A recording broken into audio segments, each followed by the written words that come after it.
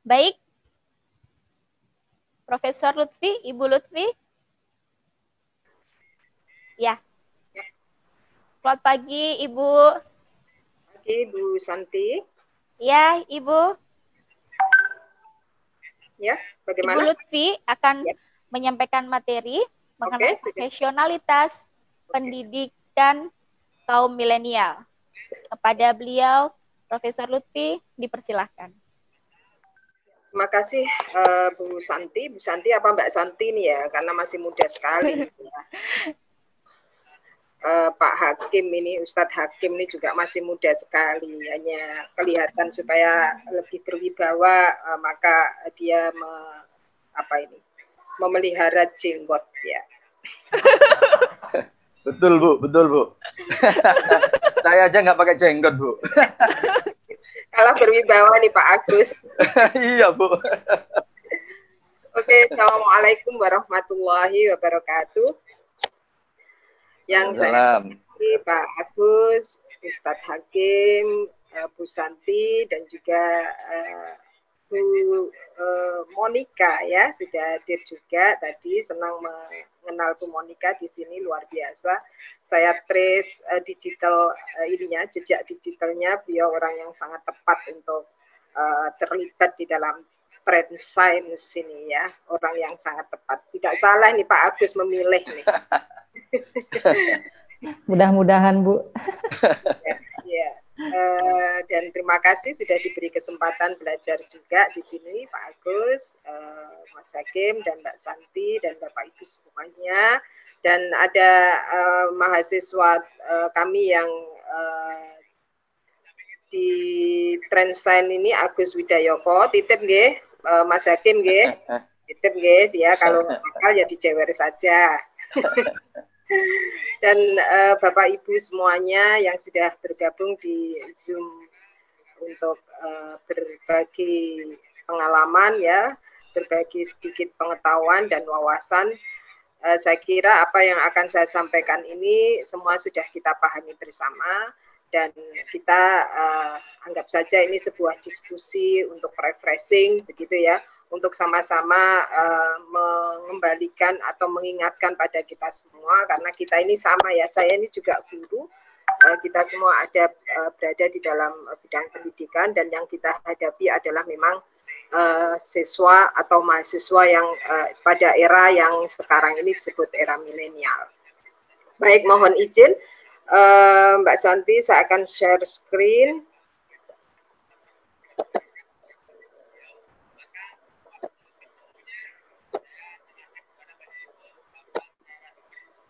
Ya, sudah nampak. Baik, ini tugas saya ya untuk menyampaikan topik tentang tantangan pendidik generasi milenial. Ya, saya akan langsung pada bahan diskusi kita pagi ini.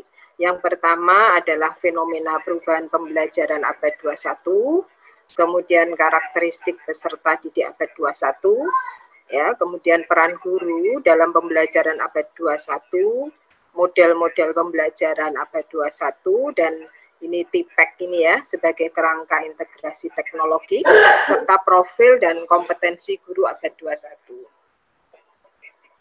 Yang pertama adalah fenomena perubahan pembelajaran abad 21. Ini sudah berkali-kali dalam berbagai seminar, dalam berbagai diskusi, saya kira kita selalu mengkait-kaitkan dengan revolusi 4.0 ini ya, revolusi industri 4.0 ini ya, dengan berbagai fenomenanya ya, yang antara lain adalah Internet of Things ya, artificial intelligence, kemudian new materials dan sebagainya, termasuk big data, robotics ya, yang itu semua mewarnai dunia kita saat ini gitu ya. Segala sesuatunya hampir berbasis internet ya. Di supermarket sudah lama ya. Ketika kita belanja, kemudian ada barcode, kemudian para muniaga mengecek barcode-nya dengan alatnya, itu semuanya adalah berbasis internet ya. Dan seterusnya. Saya kira kita semua sudah berada pada situasi situasi yang kita tidak bisa hidup kita tanpa internet ya. Dan juga hal-hal lain ya. Sekarang juga sudah ada yang 3D printing ini ya, sehingga banyak sekali gitu ya usaha-usaha percetakan yang itu manual itu akhirnya harus tergeser. Dan juga berbagai bidang usaha yang begitu banyak ya, yang akhirnya harus kolaps gitu karena tidak bisa beradaptasi atau mengikuti perkembangan tuntutan yang sedemikian rupa ya. Dikatakan ini sebagai era disrupsi ya, sebagai era di mana di sana terjadi perubahan yang sangat fundamental ya, perubahan yang sangat frontal gitu ya, era disrupsi. Oke, itulah yang dihadapi anak-anak kita saat ini ya, yang kita semua sering kali jengah gitu ya, tiba-tiba saja ada begitu banyak perubahan dan tiba-tiba saja kita tidak tahu apakah kita sudah siap dengan perubahan-perubahan itu. Dan ini terus akan terjadi dan terus akan dihadapi oleh anak-anak kita. Nah, pertanyaannya, apakah kita sudah siap menyiapkan anak-anak kita untuk menghadapi perubahan yang sedemikian luar biasa ya, sedemikian mendasar ya, sedemikian frontal gitu ya. Apakah kita sudah siap ya menyiapkan anak-anak kita untuk siap beradaptasi dengan kondisi perubahan seperti apapun? Ini pertanyaan yang harus kita jawab dan harus kita terus berpikir bagaimana supaya anak-anak kita nanti ya menjadi anak-anak yang tidak hanya bisa survive begitu ya, tetapi justru bisa berkembang pada situasi apapun.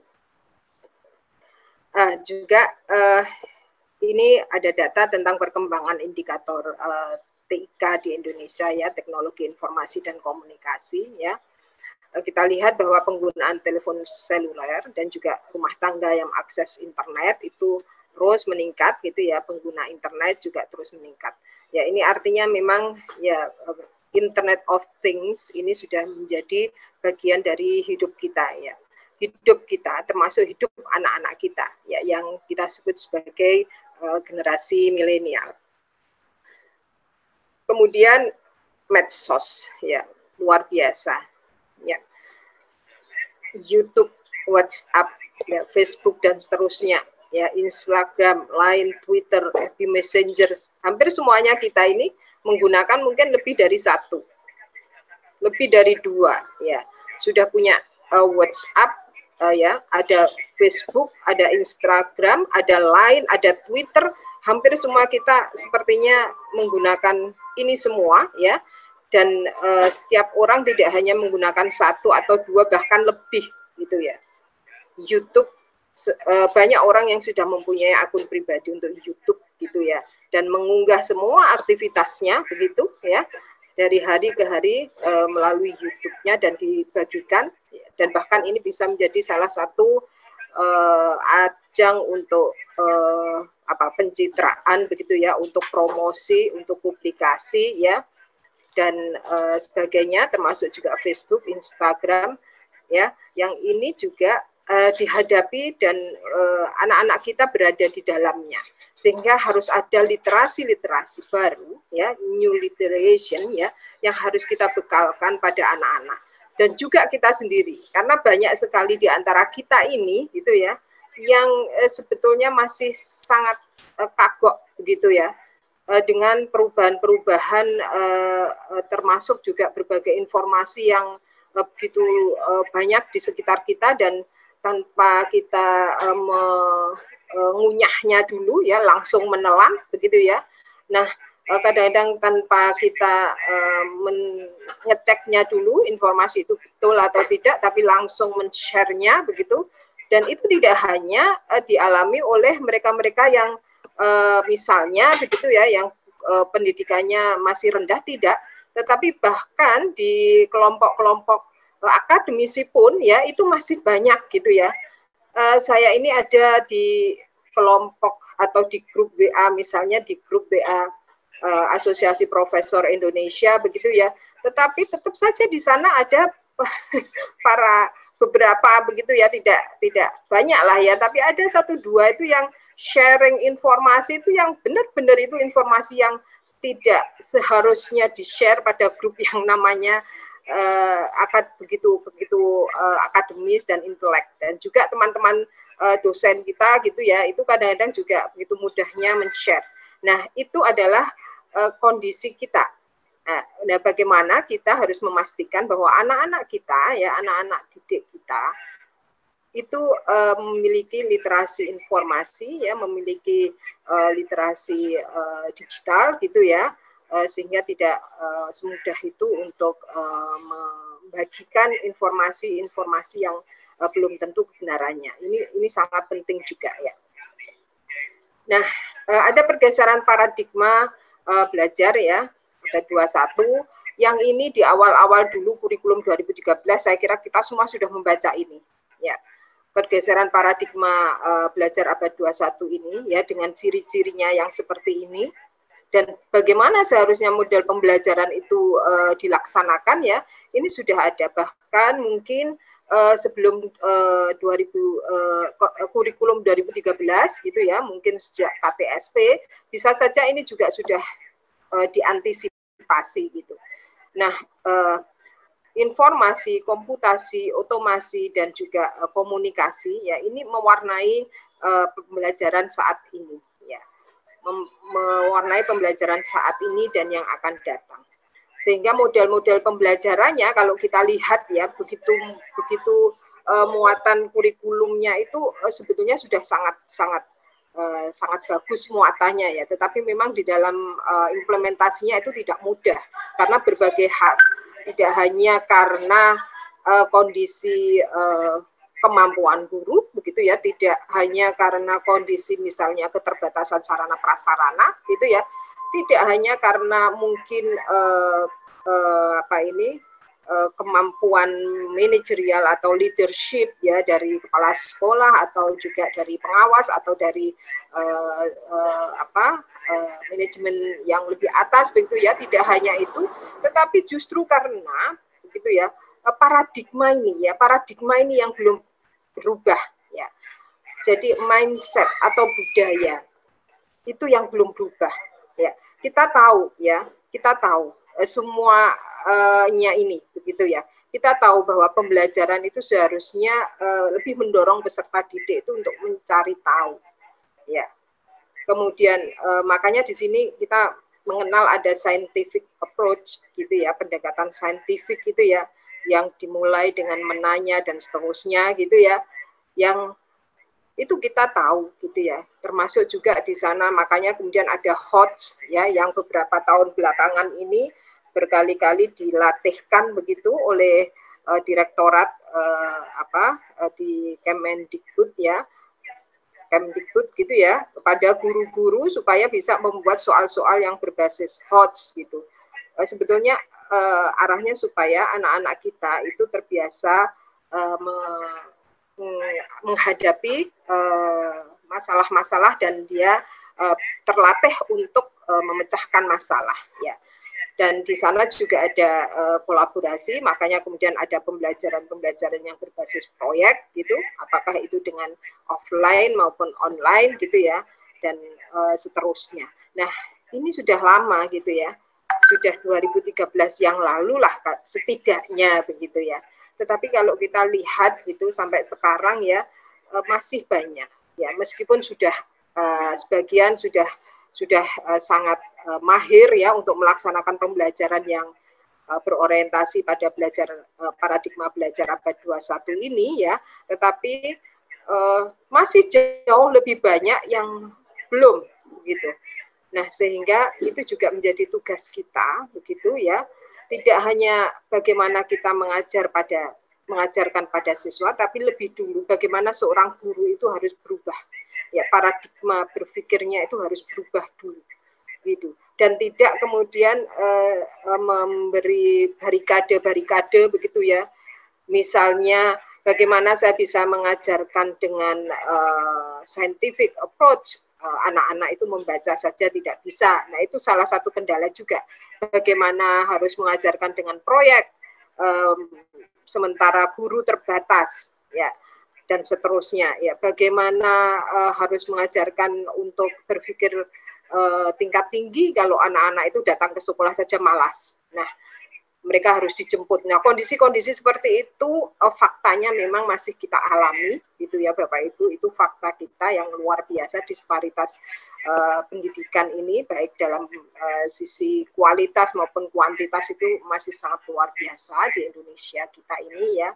Sehingga hal-hal itu juga menjadi kendala yang untuk mengatasinya itu tidak bisa secara cepat ya, tetapi harus dengan penuh kesabaran ya, harus dengan penuh ketekunan dan dengan tetap dengan berpikir positif, optimis ya, bahwa kita akan bisa menjadi negara yang luar biasa, yang kuat begitu ya, karena sebetulnya kita mempunyai modal yang tidak hanya modal sumber daya alam, tapi juga modal sumber daya manusia yang luar biasa. Ya ini seperti tadi ya, ciri abad 21 ya, ada banyak alternatif sumber belajar yang tersedia ya, buku, modul pembelajaran ya, baik itu offline maupun online, sangat banyak ya, apalagi sekarang begitu ada era pandemi ya, rumah belajar. Kemudian di televisi itu ya, karena semua harus melakukan BDR ya, belajar dari rumah, maka program-program BDR ya itu menjadi begitu banyak difasilitasi ya, dan anak-anak bahkan tidak hanya anak sekolah PAUD, SD, SMP, SMA, SMK, bahkan juga orang tuanya itu difasilitasi juga dengan materi-materi yang itu bisa meningkatkan kemampuan orang tua sebagai pendamping belajar di rumah ya, karena memang BDR ini menuntut peran orang tua itu menjadi lebih sentral gitu ya. Sepertinya ini kalau saya katakan mengembalikan posisi orang tua ya, khususnya ibu gitu ya, tapi juga bapak ya, sebagai guru pertama gitu ya, dan utama gitu bagi anak-anak kita ya, karena begitu anak-anak daring ya, maka seharusnya orang tua itu ada di sisi mereka untuk mendampingi. Nah, guru bukan satu-satunya sumber ya, tidak ya, bukan lagi gitu. Anak bisa belajar dari sumber manapun ya, bahkan juga sebelum guru tahu itu kadang-kadang anak sudah mempelajari sesuatu itu lebih dulu gitu ya. Belajar tidak harus di kelas ya. Kalau sekarang ini sudah jelas ya, kondisinya memang menuntut seperti itu. Kemudian murid dapat belajar terlebih dahulu sebelum diajar guru. Guru berperan sebagai tutor, dan proses pembelajaran berubah dari teaching and learning menjadi learning and tutoring. Ya. Oke. Nah, sekarang kita menginjak pada karakteristik peserta didik abad 21, ya, abad milenial. Inilah ya mereka lengkap dengan gadgetnya, lengkap dengan sosmednya, gitu ya, dan seterusnya. Tetapi ternyata ya ini khusus penelitian yang dilakukan oleh Alfara Research Center untuk 5 tipe generasi milenial Indonesia ini ya, ternyata tipe mereka itu bisa dibagi menjadi 5 gitu ya. Kalau dibedakan itu ada 5 tipe untuk generasi milenial. Yang pertama adalah nerd milenial, ya, kemudian true milenial, kemudian mass milenial, ada yang alay juga, ada yang anti milenial. Ini yang paling banyak ya, Bapak Ibu, yang mass ini paling banyak ya. Ini yang true milenial, ini yang betul-betul mereka sangat sadar betul sebagai warga milenial dan bagaimana mereka melengkapi diri mereka dengan informasi dan juga gadget ya, dan alat-alat yang itu mutakhir gitu ya. Sementara yang ini, nah ini yang hati-hati ya. Ini mereka sangat aktif bersosmed dan juga seringkali menyebarkan hal-hal yang itu berbau hoax ya. Ini yang alay ya, yang kita katakan sebagai alay. Sehingga kalau kita ada yang terjebak misalnya menjadi orang yang mudah sekali membagikan informasi tanpa mengeceknya dulu apakah itu informasi benar atau tidak, maka kita akan masuk ke sini nih, alay milenial gitu. Tapi juga ternyata ada yang anti milenial. Jadi hanya sosok dan usianya saja yang dia termasuk pada generasi milenial, tapi sebetulnya kemampuan dan keterlibatannya di dalam informasi dan juga alat-alat informasi itu gitu ya, itu tidak. Nah, ini juga ada ya yang sebagian kecil ya dari generasi milenial. Nah, yang mass milenial ini nanggung gitu ya. Dia mengikuti perkembangan teknologi informasi tetapi nanggung ya, nanggung. Tidak sepenuhnya begitu. Ya, mungkin saya termasuk di sini deh ya. Oke. Nah, ada sekitar 34% ya generasi milenial ini ya Bapak Ibu di seluruh dunia gitu ya, yang dia lahirnya pada kurun waktu setelah 95 dan 2012 gitu ya, setelah 2012 ini. Ini adalah generasi milenial. Oke. Kemudian bagaimana keterampilan esensial yang seharusnya dimiliki oleh siswa abad 21 gitu. Ya. Tadi sudah disebut oleh Mbak Santi ya, oleh Ibu Santi, oleh Ustadzah Santi ya. Ada 4C gitu ya, 4Cs gitu ya, yang ini sudah berkali-kali pasti disebut ya sebagai 4 kompetensi yang harus dimiliki oleh siswa ya untuk supaya dia bisa bertahan ya atau berkembang pada kondisi seperti apapun ya. Ini adalah soft skill ya. Kita bisa mengajari siswa kita itu terampilnya luar biasa ya, terampil dalam arti terampil hard skill gitu ya. Tetapi jangan lupa ya ada soft skill ya yang itu tidak akan usang ya untuk menghadapi situasi zaman seperti apapun. Ya, critical thinking ya, karena ini berkaitan, biasanya critical thinking ini dikaitkan dengan critical thinking and problem solving ya, dikaitkan dengan pemecahan masalah. Kemudian creativity ini biasanya digandengkan dengan creativity and innovation ya, karena dengan kemampuan berpikir kreatif maka dia akan bisa membuat inovasi-inovasi gitu ya. Dan ini juga kemampuan yang sangat penting untuk komunikasi dan jejaring gitu. Ini tidak mungkin tidak kita miliki untuk bisa bertahan ya, berkembang dalam kondisi global ya. Nah, keterampilan siswa ya, terampil mematuhi perintah Allah dan berakhlak ini harus benar-benar jadi trend science ini luar biasa. Saya kira ini akan menjadi lembaga yang luar biasa karena menanamkan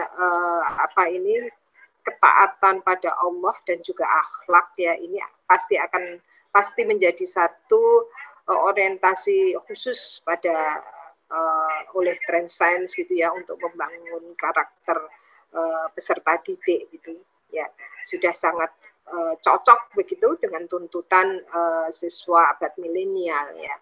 Kemudian terampil teknologi dan manajemen informasi ya, terampil belajar, berpikir, berinovasi, ya, terampil hidup, berkarir sosial, dan kesadaran global. Ini semua merupakan fondasi akademik ya, abad ke-21. Jadi inilah yang seharusnya ya kita ajarkan kepada anak-anak kita melalui berbagai mata pelajaran, melalui berbagai kegiatan, baik itu kegiatan kurikuler, intrakurikuler maupun co-kurikuler gitu ya, yang itu seharusnya terintegrasi gitu ya,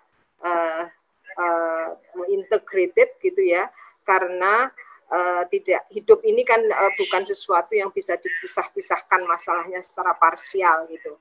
Tetapi berbagai masalah kehidupan ini hampir semuanya harus didekati secara interdisipliner gitu ya, secara holistik gitu, sehingga anak juga harus dibiasakan menghadapi situasi-situasi yang kompleks ya, situasi-situasi yang rumit ya. tentu saja mereka harus dilatih dulu dengan masalah-masalah yang sederhana itu ya. Tetapi yang sederhana itu tidak berarti mudah itu ya. Yang sederhana pun bisa jadi itu menjadi masalah yang memerlukan critical thinking ya, memerlukan creative thinking, memerlukan kolaborasi dan komunikasi yang itu bisa kita latihkan pada anak-anak kita sejak dini gitu. Nah, itulah yang seharusnya menjadi poin penting kita sebagai seorang guru dan orang tua. Baik, nah ini adalah kecakapan ya yang diperlukan untuk menghadapi fenomena pergeseran abad 21 yang saya tadi sudah sebut ya, ada literasi. Ya, apa literasi dasar yang seharusnya dimiliki oleh siswa-siswa kita ya? Ada literasi membaca, ya, numerasi, IPA, TIK, finansial, ini juga penting, dan juga budaya dan bermasyarakat. Ini sangat penting ya.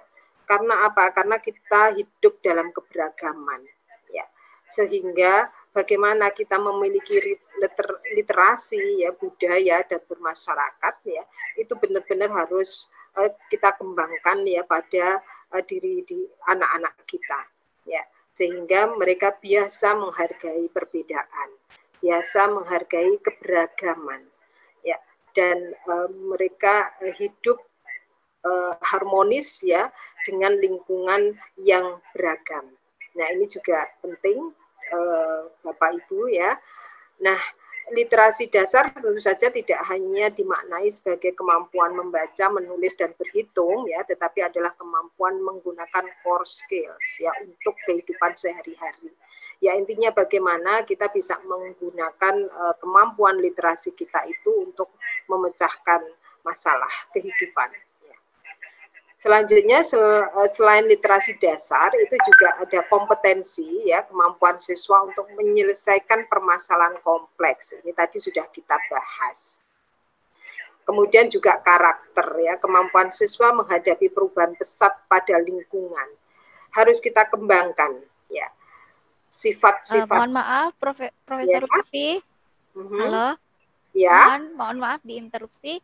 Mohon maaf Ibu, untuk materinya 5 menit lagi ya. Oh boleh ya, okay. Boleh saya baca 5 menit lagi sesampainya ya Mbak Santi ya. Oke, jadi ingin tahu inisiatif, gigih, adaptif, kepemimpinan, dan kepekaan sosial dan budaya, ya ini adalah karakter-karakter yang juga kita yakinkan harus kita bekalkan pada siswa-siswa kita. Nah, sekarang peran guru dalam pembelajaran abad 21. Ya, saya kira kita sangat mengenal ini ya. It is not the strongest of the species that survive ya, nor the most intelligent, but the one most responsive to change. Ya, jadi bukan orang yang paling kuat ya, yang bisa bertahan, yang bisa survive, juga bukan orang yang paling pinter gitu ya, tetapi mereka yang responsif terhadap perubahan. Nah, inilah seharusnya guru merespon perubahan ya secara profesional. Jadi peran guru ini ya tidak sekedar bagaimana dia mengajar, menjelaskan, menggambarkan, mendemonstrasikan, tapi yang terpenting adalah bagaimana guru itu bisa menginspirasi siswanya ya, menjadi guru yang inspiring atau inspiring teacher. Nah, inilah kembali kepada kita, bagaimana kita bisa membekali diri kita supaya menjadi guru yang menginspirasi. Nah, saya kira peran guru ya sangat sentral ya. Ini adalah hasil penelitian ya, hasil penelitian. Guru yang profesional ya itu akan menjadikan sekolah unggul ya. Guru ya, tetapi jangan lupa bahwa di sana ada kepala sekolah dan pengawas ya, dan guru itu ada di bawah kepemimpinan kepala sekolah dan pengawas, sehingga ada banyak guru yang kreatif, yang inisiatifnya tinggi, tapi kadang-kadang terkendala karena tidak seide gitu ya dengan kepala sekolah dan pengawas ya. Nah, oleh sebab itu ini juga penting ya, tidak hanya guru tetapi kepala sekolah, pengawas juga harus memastikan diri kita semua itu sudah memiliki paradigma atau memiliki ide yang sama. Kemudian model-model pembelajaran, saya kira Bapak Ibu ada banyak ya yang kita bisa. Nah, kalau kita bicara model pembelajaran, tentu saja kerucut pengalaman Edgar Dale ini menjadi salah satu pertimbangan bahwa semakin banyak kesempatan siswa atau peserta didik itu untuk melakukan, kemudian semakin ke sini ini semakin sedikit ya memori yang dia serap ya. Tetapi kalau melakukan maka memorinya akan semakin banyak ya. Begitu juga tingkat keterlibatannya aktif ya.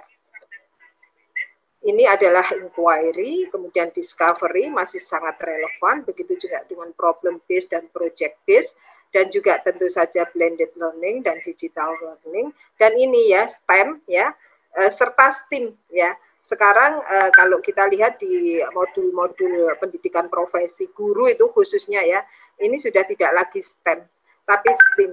Di sana ada art juga ya, yang itu harus diintegrasikan. Jadi tidak hanya science, technology, engineering, dan mathematics, tetapi di sana ada art yang juga harus diintegrasikan. Sehingga model pembelajarannya adalah dengan STEAM. Dan TIPEC ya harus menjadi kerangka di dalam pembelajaran ya. Guru sekarang sudah banyak dikenalkan tentang konsep TIPEC ini ya, technological, pedagogical, content, knowledge ya, bahwa guru itu harus menguasai konten, dia juga harus menguasai pedagoginya, dia juga harus bisa mengajarkan dengan berbasis teknologi ya, dan seterusnya. Oke, kok jadi ruwet begini ya. Dan ini profil dan kompetensi guru abad 21 ya, saya kira sesuai Undang-Undang Sisdiknas dan Undang-Undang Guru dan Dosen, kita sudah sangat mengenal 4 kompetensi ini ya, yang itu semua harus terintegrasi dan melekat sebagai guru profesional gitu ya. Ini adalah yang kita harus pastikan ya, guru memiliki kemampuan berpikir kritis, memecahkan masalah, harus komunikatif ya, harus kolaboratif, serta menguasai TIK dan media. Ini kok jadi tercoret-coret begini ya.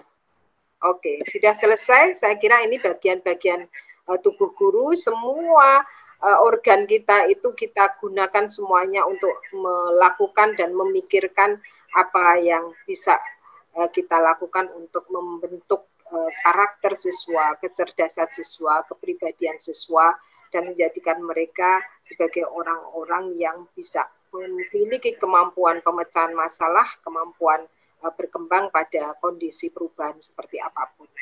Saya kira itu yang ingin saya bagikan, Bu Santi. Terima kasih. Saya akhiri, saya kembalikan ke Bu Santi. Ya, baik. Terima kasih Profesor Lutfi. Ibu Lutfi, terima kasih telah menyampaikan materi dengan sangat berisi gitu ya. Jadi beliau menyampaikan dari A sampai Z. Dan mungkin tidak hanya saya yang baru tahu ternyata generasi milenial itu ada tipe-tipenya kayak gitu. Apakah alay atau enggak merasa dia milenial begitu ya Ibu ya. Jadi harus sadar juga, saya milenial atau enggak ya gitu ya. Baiklah. Langsung saja karena di sini sudah saya terima banyak pertanyaan yang akan mari didiskusikan. Baik, Profesor Ibu Lutfi dari Rizky Eka Putra SE dari SMK Garuda Bangsa Bogor. Ya. Assalamualaikum Prof. Mohon izin bertanya. Anak-anak sekarang 80% itu rata-rata langsung mengerjakan soal dan jawab soal sangat cepat dan mampu 20 atau 30 menit selesai tanpa literasi. Begitu. Pertanyaan saya, apakah peran materi soal-soal HOTS, MOTS, LOTS itu sangat membantu semua secara isinya problem solving, critical thinking, ataupun pemecahan kasus. Dan apa bedanya soal materi HOTS, LOTS, MOTS dengan AKM? Seperti itu. Terima kasih Ibu, mohon bisa di... Pertanyaannya banyak ini ya. Pertanyaannya ini ya oke deh. Saya coba memahami pertanyaannya. Tadi dikatakan bahwa anak-anak sekarang itu mengerjakan soal-soal itu cepat sekali begitu ya. Maksudnya kemudian tanpa literasi ya. Yang dimaksudkan literasi di sekolah itu kelihatannya anak-anak disuruh membaca begitu ya. Anak-anak disuruh mencari dulu di internet begitu ya. Anak-anak diminta untuk membuka buku pelajarannya atau buku siswa atau modulnya atau apapun lah ya yang seharusnya dia mencari dulu, tidak langsung mengerjakan soal dengan secara cepat gitu. Nah, kemungkinannya ada dua. Yang pertama, anak-anak memang sudah tahu jawabannya sehingga dia tidak perlu buka-buka gitu kan ya. Nah, kalau memang sudah tahu jawabannya ya tidak perlu buka-buka ya langsung bisa selesai. Ya Pak Agus. Enggak, betul Bu. Anak-anak sudah hafal. Sudah hafal gitu ya. Atau yang kedua, mereka mengerjakannya dengan asal, ya, ngawur. Nah, kalau yang kedua, maka hasil pekerjaannya tidak akan bagus. Sekarang ya, mohon dicek gitu, apakah hasil pekerjaannya itu bagus, ya, atau tidak. Kalau bagus, ya bisa jadi mereka sudah tahu atau mereka mengantongi kunci jawaban. Atau begini ya, sudah sangat sering didrill dengan soal-soal itu. Nah ini ya Bapak Ibu kalau mau tes TOEFL gitu ya misalnya, kita itu latihan soal-soal tes TOEFL dulu ya, itu hasilnya hampir bisa dikatakan pasti hasilnya jauh lebih baik daripada kita tidak latihan soal-soal tes TOEFL. Ya, itu ada unsur drill di sana. Ya, sama halnya kita tryout begitu ya menjelang UN ya. Pada saat UN itu masih menjadi momok yang luar biasa begitu kan ya. Maka di mana-mana ada tryout. Pelajaran nanti dulu. Yang penting tryout. Supaya apa? Supaya mereka ketika menghadapi soal UN itu kan polanya hampir sama gitu ya. Sudah sudah familiar mereka gitu ya dengan pola soal-soal UN sehingga mereka lebih terbiasa, lebih cepat mengerjakannya ya. Ini dengan pikiran mereka yang tidak mendapatkan kunci jawaban loh ya, karena kan UN ada banyak lah ya yang kemudian guru siswa dan seterusnya mendapatkan kunci jawaban di zaman dulu itu ya. Sekarang nggak ada itu ya, sekarang nggak ada ya, zaman dulu gitu. Nah itu, nah kaitannya dengan apa tadi Mbak Santi pertanyaannya? Mod plots ya Ibu, ya. Terkait dengan apa ya? Oke. Ya, jadi beliau juga menanyakan setelah literasi tadi, beliau menanyakan nanti perbedaan soal materi HOTS, LOTS maupun MOTS dengan AKM. Jadi mungkin menurut maksud beliau adalah AKM itu adalah ujian pengganti UN. Gitu Ibu. Oke, saya bicara hot mode lot dulu ya. Hot mode dulu. Yeah.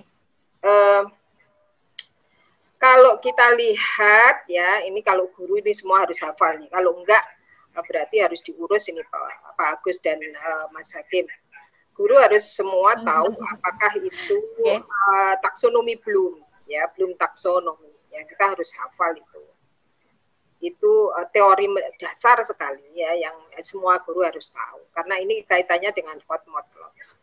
Kalau kita bicara lots ya, range-nya itu ya kan di taksonomi Bloom itu ada C1, C2, C3, C4, C5, C6 gitu kan ya. Kalau kita bicara lots ya itu range-nya kan ada di C1, C2 ya. C1, C2 itu remembering ya. Remembering dan understanding. Ya, remembering dan understanding. Hanya recall saja, hanya pemahaman saja gitu ya. Kemudian kalau yang mods ya itu pada applying, ya sudah pada penerapan. Begitu HOTS ya itu mulai dari analysis ya, kemudian evaluation dan creating ya. analisis, evaluasi, dan mencipta. Nah, itu adalah soal-soal yang berkaitan dengan HOTS. Sehingga kalau kita membuat soal yang HOTS, ya itu adalah minimal levelnya ya level analisis itu, level C4 gitu kan ya. Nah, kaitannya dengan AKM ya. AKM ini kan asesmen kompetensi minimum itu. Ya. Asesmen apa, Mbak? Asesmen kompetensi minimum. Itu ya, pengganti UN. Ya, pengganti UM ya, pengganti UM. Asesmen kompetensi minimum. Terus terang saya belum tahu banyak ya tentang AKM ini ya. Ini kan yang diharapkan itu kan siswa itu atau peserta didik itu tidak hanya terampil di dalam pengetahuan begitu ya, tetapi justru bagaimana mereka bisa memecahkan masalah begitu ya. Nah, soal-soal yang HOTS itu belum tentu soal yang sulit ya, belum tentu soal yang sulit. Begitu juga soal-soal yang LOTS itu belum tentu soal yang mudah. Contohnya begini, kalau dulu kita disuruh menghafal 1 kali 1 sama dengan 1, 1 kali 2 sama dengan 2, dan seterusnya gitu. Sampai 2 sampai 5, 2, dan seterusnya gitu ya, menghafal. Ya, menghafal itu levelnya pada LOTS. Tetapi sulit nggak itu untuk kita? Sulit, ya. Menyetorkan hafalan Al-Quran misalnya. Ada nggak Pak Agus nggak tuntutan itu di Trend Science? Kalau hafalan Quran sekarang nggak ada, Bu. Makanya tadi saya singgung diganti dengan itu. Karena belajar matematiknya sudah ini blenger anak-anak. Oh, gitu. Sudah blenger. Oke. Atau begini, ya belajar matematika, menghafalkan rumus itu sulit nggak? Menghafalkan loh ya, sulit ya. Tapi itu hanya menghafal, hanya memorizing, ya hanya recall itu ya. Tapi sulit. Ya. Nah. Tetapi untuk soal-soal yang itu memerlukan berpikir rasional ya, memerlukan berpikir kritis ya, itu bisa disusun sedemikian rupa ya, sehingga begitu anak-anak itu terbiasa menghadapi situasi yang kompleks, situasi yang rumit gitu ya, soal-soal yang tidak hanya memerlukan satu jawaban yang benar ya, soal-soal yang dia harus berpikir dulu ya sebelum bisa memecahkan masalah ya, itu adalah soal-soal yang HOTS gitu. Nah, mungkin asesmen kompetensi ya, kompetensi minimal itu disusun dengan menggunakan soal-soal yang berbasis pada pemecahan masalah. Karena yang diharapkan anak-anak kita itu tidak sekedar menghafal pengetahuan, tetapi bagaimana menerapkan pengetahuan itu untuk memecahkan masalah dalam kehidupannya. Gitu. Ya, saya kira begitu Mbak Santi ya. Oke, baik Ibu Lutfi. Jadi intinya kepada Bapak Rizky, untuk masalah jawaban siswa berarti harus melakukan checking ulang gitu, apakah kecepatan siswa menjawab itu karena memang sudah tahu atau ngasal gitu. Jadi harus melakukan mungkin simple reset kayak gitu ya. Kemudian untuk terkait materi HOTS, LOTS maupun MOTS dengan AKM mungkin harus di cross check lagi dengan taksonomi Bloom seperti itu. Baik Ibu, karena waktunya terus berjalan, satu lagi saja pertanyaan singkat dari Bapak Gilang Adi dari SKB Jombang. Ini kelihatannya ini rakyatnya SM3T Bu Lutfi ini dari Jombang, Jawa Timur. Masih ingat Ibu? Anak saya banyak, tapi ya beliau ada di menanyakan, Mas Pak Gilang menanyakan anak-anak dituntut literasinya bagus. Jadi siswanya dituntut literasinya bagus. Kemudian bagaimana peran guru memaksa literasinya bagus, tapi literasi gurunya masih belum bagus seperti itu, Ibu. Pak Gilang mana nih Pak Gilang? Coba tunjuk muka nih Pak Gilang, saya ingin tahu. Iya. Halo Pak Gilang. Enggak ini Pak Gilang? Halo?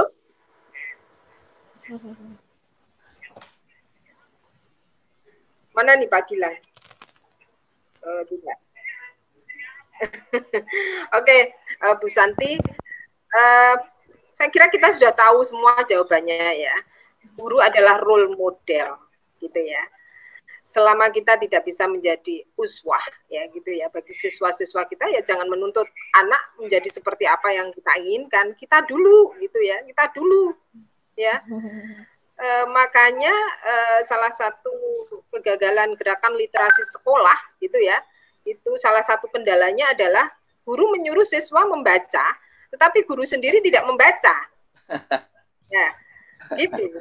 Ya, guru mengkondisikan gitu ya, sekolah mengkondisikan misalnya membaca 10 menit sebelum pelajaran dimulai setiap hari gitu ya.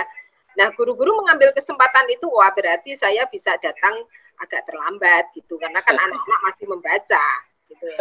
Tidak ya, guru harus menjadi contoh, harus menjadi model gitu, karena anak-anak itu ya adalah peniru yang ulung gitu ya. Anak-anak itu belajar dari pengamatan. Kalau dikaitkan dengan teorinya Bandura ya, Albert Bandura yang modeling itu ya, observational learning gitu ya. Dia belajar melalui pengamatan. Apa yang dia amati itulah yang kemudian membentuk ya dia untuk meniru dan akhirnya menjadi kebiasaan, menjadi karakter mereka. Ya, jadi guru ya harus melek literasi dulu. Guru harus menunjukkan bahwa dia cinta literasi, dia mencintai buku, dia suka membaca, ya, dia mencintai ilmu pengetahuan, ya, dan anak-anak tahu bahwa itu yang dilakukan oleh guru mereka dan itu yang akan menginspirasi mereka. Ini yang saya katakan tadi sebagai inspiring teacher, Mbak Santi. Jadi guru itu tidak hanya menyampaikan pengetahuan, ya, tidak hanya mengajarkan pengetahuan, tapi guru itu harus mampu menjadi inspirasi bagi siswa-siswanya. Begitu Mbak Santi.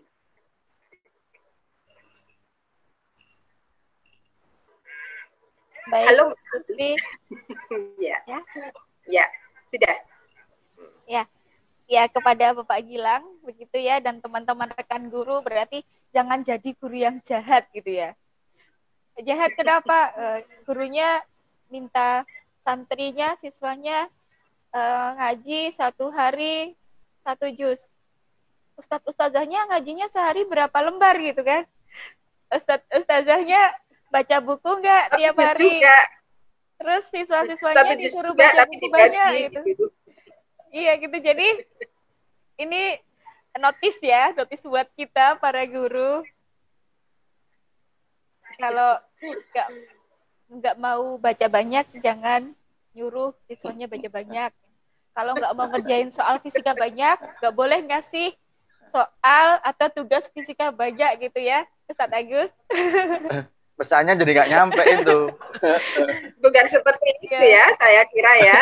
Saya kira salah satu ya. Poin evaluasi nanti untuk Ustadz Agus Purwanto ke kami para kalau Pak Agus misalnya ayo Pak Agus ngerjakan soal fisika dulu, sukanya murid ya, nggak mungkin lah ya. Kalau sudah beda peran ya. Sudah ini Bu, sudah expert gitu.